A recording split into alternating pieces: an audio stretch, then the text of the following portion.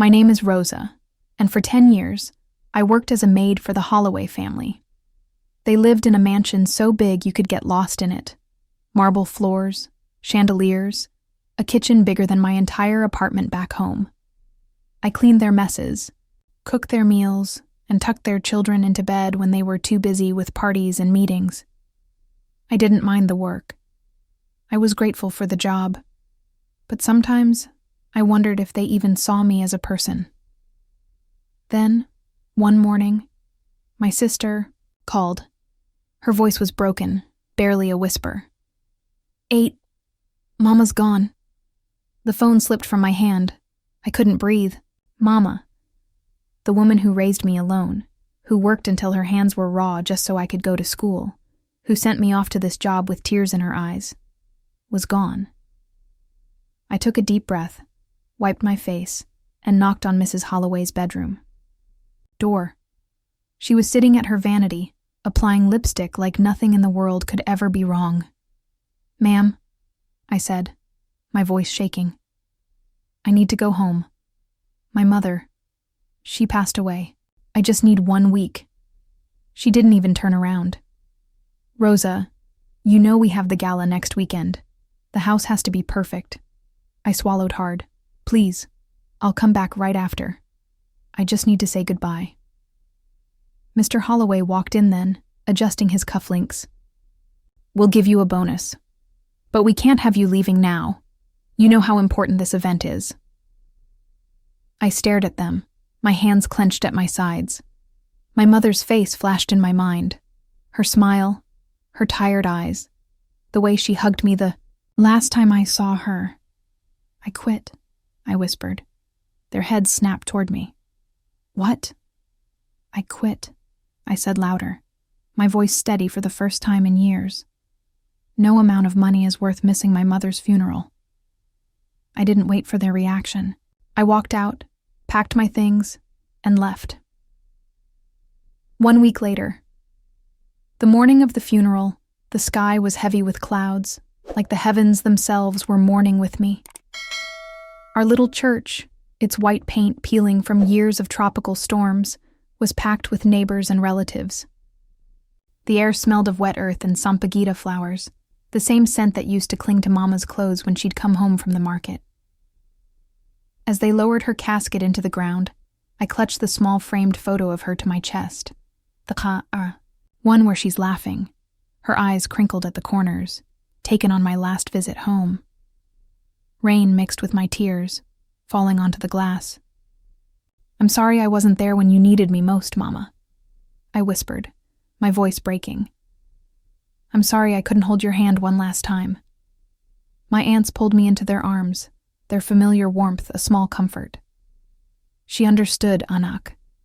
"Tita," Lorna murmured, stroking my hair. "She always knew you loved her." But the guilt still sat like a stone in my stomach. When I got back to the city, the hollow ache in my chest hadn't faded. My tiny apartment felt suffocating, the silence unbearable without Mama's nightly phone calls. I barely had time to unpack before my phone started buzzing nonstop. Dozens of messages lighting up the screen. "Rosa, have you seen the news?" "Turn. On Channel 5 right now. The Holloways are all over TV. It's about you." My hands trembled as I fumbled with the remote. The screen flickered to life just as a bold headline flashed across. "Exclusive. Billionaire family's shocking treatment of Maid goes viral." There, playing in crisp audio, was the entire conversation. Mrs. Holloway's dismissive tone, Mr. Holloway's cold bargaining, my choked back sobs. The news anchor's voice was tight with outrage. "This recording, allegedly made accidentally by the family's longtime maid, has sparked nationwide condemnation."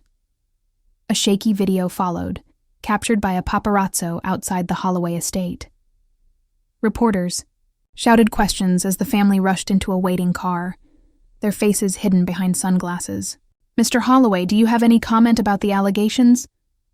The camera zoomed in just as Mrs. Holloway snapped, "This is a private matter," before the car door slammed shut. I sank onto my bed, the remote slipping from my fingers. For 10 years, I'd been invisible to them.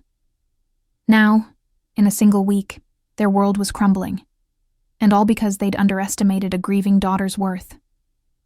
The irony tasted bitter on my tongue. All I'd ever wanted was to say goodbye. But fate, it seemed, had other plans. Now I work for a new family now, the Garcias. Their home is in a mansion, just a cozy 2-story house with a kitchen that always smells like cinnamon and coffee. Mr. Garcia is a teacher, and Mrs. Garcia works at a small law firm. They don't have a chef or a driver, just me. And yet, somehow, they treat me like I'm worth more than gold. Every morning, Mrs. Garcia meets me at the door with a warm, "Good morning, Rosa. How did you sleep?" Not because she has to, but because she actually wants to know. When I serve dinner, Mr. Garcia looks me in the eye and says, "This is delicious." "Thank you."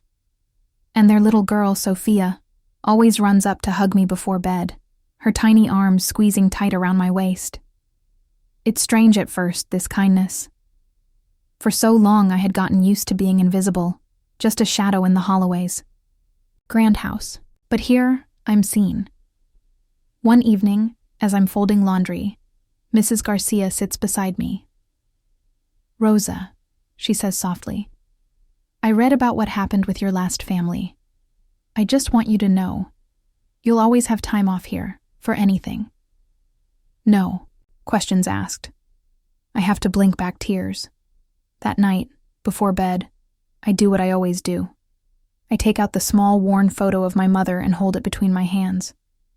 Her smile is faded now, but her eyes still shine the way I remember. "I hope you're proud of me, Mama," I whisper. I finally found people who treat me like a person. And as for the Holloways? Last I heard, their precious gala was ruined. Their rich friends pretended not to know them. The news dragged their name through the mud for weeks. Funny, isn't it? All that money, all that power. Yet in the end, the only thing people remembered was their cruelty. I don't celebrate their downfall, but I do sleep easier knowing the world heard me, that my mother's love and my own worth was louder than their silence. Because the truth, it doesn't disappear. It waits. And then, when the time is right, it speaks.